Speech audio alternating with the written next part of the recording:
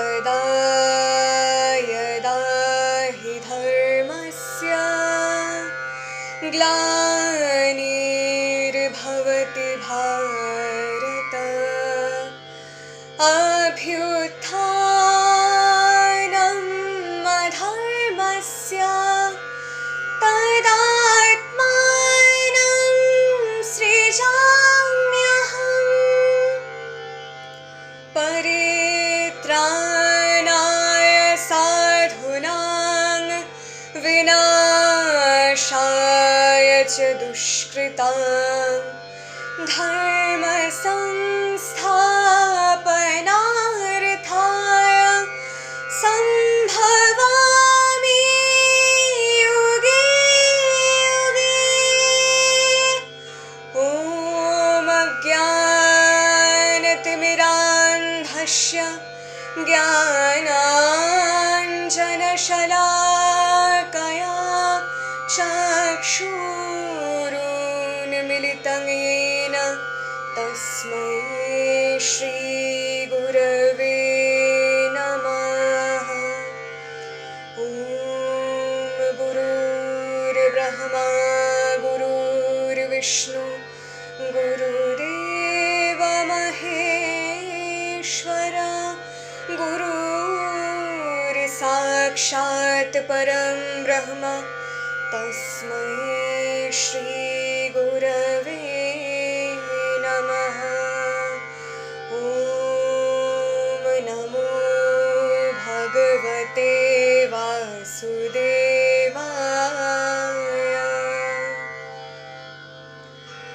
কৃষ্ণদ্বৈপায়ন ব্যাসদেব রচিত মহাভারতের একটি উল্লেখযোগ্য বিষয় পাণ্ডবগণের দীর্ঘ 14 বছর বনবাস এবং 1 বছর অজ্ঞাতবাস।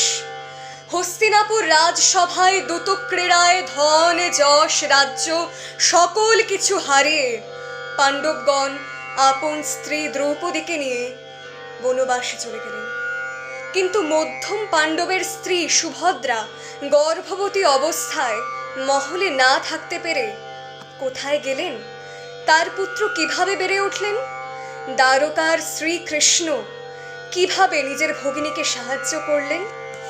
ভগবান যেমন একদিকে রসিকেন্দ্র চূড়ামণি, আরেকদিকে তিনি বিশ্ববাসীকে অমূল্য উপদেশ প্রদান করেন। ছন্দের মাধ্যমে তাই প্রকাশ করার চেষ্টা করা হলো। শুরু করছি আজকের কবিতা কৃষ্ণ সুভদ্রা সংবাদ।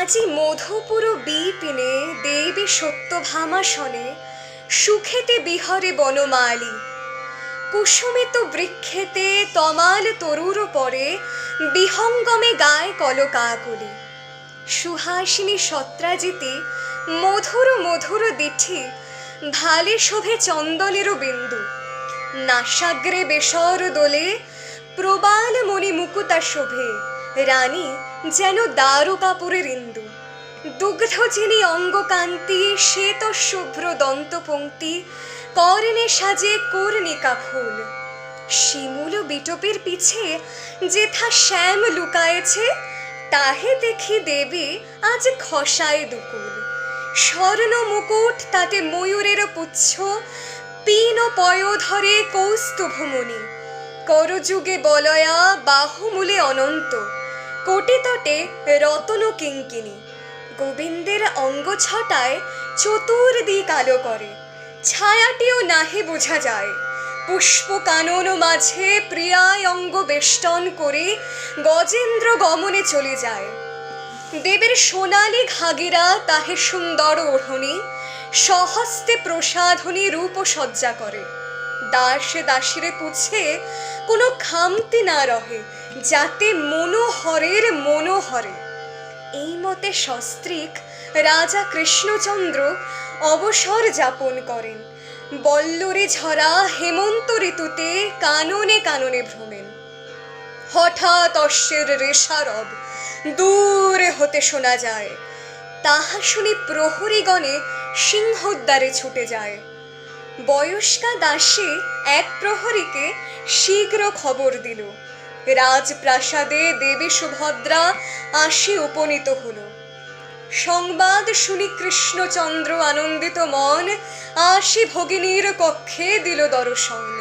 রোহিণী তনয়া তবে দেখিয়া অগ্রজে প্রণাম করিল পায়। শ্রী ভগবান মস্তকে কর দিয়া আশীর্বাদ করিল তাই। দেখিয়া ভদ্রার অশ্রুভরা আখি কৃষ্ণ তাহারে পুছে, আহা কতদিন পর গৃহেতে এলে, তুমি কাঁদো কেন মিছে? ভ্রাতা তুমি অন্তর্যামী, কি কহিব তোমারে? তবুও যখন জিজ্ঞাসিলে শুনহ সবিস্তারে। দুষ্ট শকুনির কপট চক্রান্তে দূতক্রীড়া হইল হস্তিনাপুরে। পাণ্ডবগণ ধন যশ এমনকি দ্রৌপদীকেও হারালো, যাহারে বস্ত্র দিয়া তুমি সম্মানও রাখিলে। এই মতে পাণ্ডবগণ ইন্দ্রপ্রস্থ ছাড়ি বলকল বসন পরিধান করেন বনবাসের লাগি। মধ্যম পাণ্ডব সন্তান যখন জঠরে আমার, তখনই মোরে সংবাদ দিল এক পরিকর। কহে, শুনো রানী, কৌরবগণের স্থানে আর নাহি রহ। দাস দাসী সহচরী লই রথে আরোহণ করি শীঘ্র পিতৃগৃহে যাহ। এইরূপ অবস্থায় আমি যাব গো কোথায়? সেই হেতু আমার আগমন হেথায়। তাদের দুশ্চিন্তায় ধৈর্য না রহে অহর্নিশি জ্বলত পরাণ। রাজপুত্র সহ গভীর অরণ্যে কেমনে বা দ্রৌপদী আহার যোগান? এত শুনি চিন্তামণি ভগিনীরে কয়, ব্যর্থ চিন্তা তুমি না করো হেথায়। তোমার পরিবার আজ বনবাস করে, কারণ সকলে নিজ কর্মফল ঠিক ভোগ করে। মূর্খ তারা যারা করে দূতক্রীড়া, জুয়া করে সর্বশান্ত, দেয় কঠোর পীড়া। পার্থ যেহেতু তোমায় পাঠালো হেথায়, শিশু লয়ে সুখে তুমি থাকো দ্বারকায়। একটি কথা ভদ্রা তুমি রাখো মনেতে, ক্ষত্রিয়ের জন্ম নাহি হয় নিরর্থে। তোমার গর্ভজাত যে সন্তান অভিমন্যু নাম ধরে, প্রাণ উৎসর্গ করিবে একদিন সত্য রক্ষার তরে। বিশাল পরাক্রমী হবে শ্রেষ্ঠ ধনুর্বীর, অথচ স্বভাবে হবে শান্ত এবং ধীর। তাই বলি ভদ্রা তুমি বিলম্ব না করো, আর শীঘ্র যাই পুত্র ধনুকে আশীর্বাদ করো। শুনো ভদ্রা, আর্জুনি যবে গর্ভেতে আছিল, চক্রবহে প্রবেশ পথ তখনই জানিল। বর্ষখানেক পর এক যুদ্ধ বিরাট হবে, ভাগ্যক্রমে তোমার পুত্রের বীর গতি লাভ হবে। সব শুনে সুভদ্রার মনে বড়ই উল্লাস। বলে, ভ্রাতা কর্ণ মোর ধন্য হলো আজ। আজই হতে পুত্র মোর যাক ঋষি গৃহে, সেখানে ধনুর্বিদ্যা শিখুক সবিস্তারে। কৃষ্ণের এক পুত্র হয় শাম্ব নাম ধরে, সেও যাবে গুরুকুলে শিক্ষা লাভের তরে। শাম্ব ও অভিমন্যু এই দুই ভাই সিংহদ্বার সামনে আসি মিলিল এক ঠাই। পরিবার বর্গে তারা প্রণতি করিল, যদুকুলগণে তাদের আশীর্বাদ করিল।